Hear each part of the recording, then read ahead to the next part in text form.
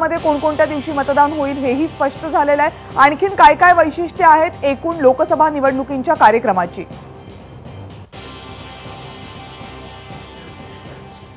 यावेळी कविता एक महत्त्वपूर्ण बाब जी निवडणूक आयोगाने नमूद केली ती म्हणजे दरवेळी ज्या राजकीय पक्षांकडून आचारसंहितेचा भंग होतो त्या राजकीय पक्षांना नोटीस इश्यू केली जाते निवडणूक आयोगाकडून। परंतु यावेळी निवडणूक आयोगाने असं म्हटलंय की आम्ही केवळ नोटीस इश्यू करणार नाही, तर आतापर्यंत त्या राजकीय पक्षाची हिस्ट्री बघितली जाईल, संबंधित व्यक्तीला भूतकाळात किती वेळा अशा प्रकारे आचारसंहितेचा भंग केल्याप्रकरणी नोटिसा जारी करण्यात आल्यात हे सुद्धा बघितलं जाईल। त्यासह जर आपण लक्षात घेतलं तर जवळपास 5 टप्प्यांमध्ये महाराष्ट्रातील मतदान होणार आहे आणि गेल्या वेळी आपल्याला माहिती आहे की महाराष्ट्रामध्ये 4 टप्प्यात मतदान झालं होतं।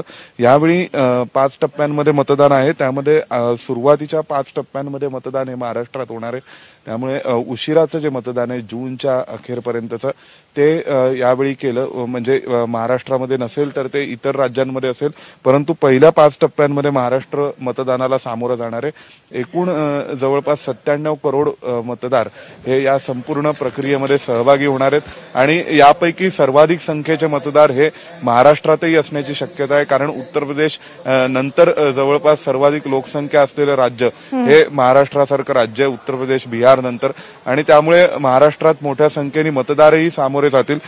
यावेळी आणखीन एक लक्षात घेण्यासारखी बाब म्हणजे गेल्या वेळी सुद्धा महाराष्ट्राचं मतदान हे विदर्भापासून सुरू झालं होतं आणि ते मुंबईकडे येऊन संपलं होतं आणि यावेळी सुद्धा आपण पाहतोय तर त्याच प्रकारे अगदी विदर्भातून मतदान सुरू होणार आहे। म्हणजे विदर्भामधल्या रामटेक मतदारसंघापासून रामटेक आणि गडचिरोली चिमूर जर आपण पकडला जो महाराष्ट्राच्या एका टोकावरचा मतदारसंघ आहे, तर त्यावेळी पहिल्या टप्प्यात तिथे मतदान होऊन शेवटचा टप्पा जो आहे तो मुंबईतील 6 मतदारसंघांसह संपतोय। गेल्या वेळी सुद्धा आपल्याला आठवतंय की 4 टप्प्यात मतदान झालं होतं, पण त्यावेळी सुद्धा पहिला टप्पा हा वर्धा रामटेक नागपूर विदर्भातून सुरू झाला होता आणि 29 एप्रिलला गेल्या वेळी 2019 साली मुंबईपर्यंत येऊन मतदान संपलं होतं।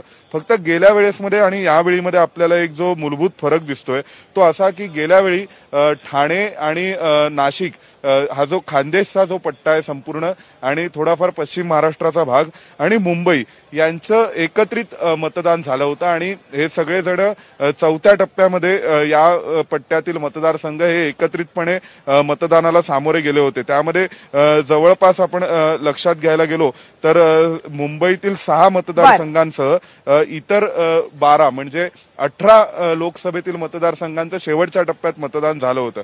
यावेळी आपल्याला तसं पाहायला मिळत नाहीये। यावेळी शेवटच्या टप्प्यामध्ये सगळ्यात जास्त मतदारसंघ ठेवण्यात आलेले नाहीयेत। पहिल्या टप्प्यांपासून मतदारसंघांची संख्या वाढत चाललेली आहे।